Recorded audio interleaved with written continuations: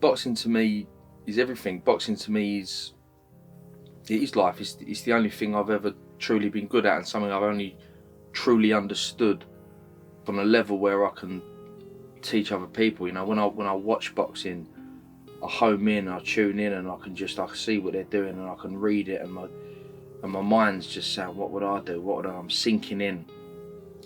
I started properly boxing at the age of 12, and I remember my dad would get my uncle's scrapbooks out. He was captain of the Olympics, and he boxed Sugar Ray Leonard.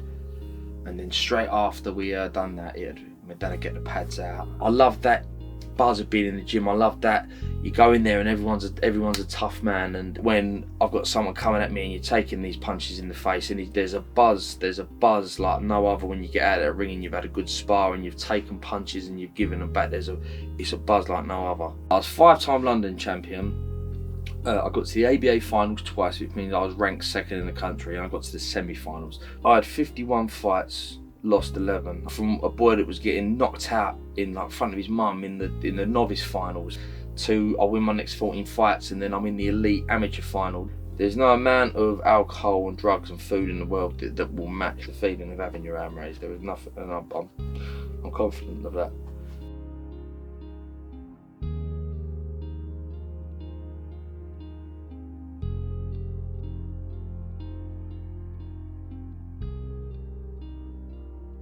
I had a kid, Darren Tetley, in the final, and I knew he was strong. I knew he had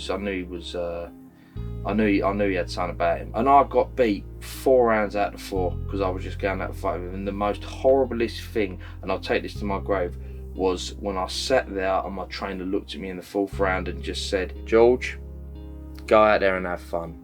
And I could have cried right then and in the 3rd round, but the 4th round, I went out and I just run at him and give him everything, but it was all in vain.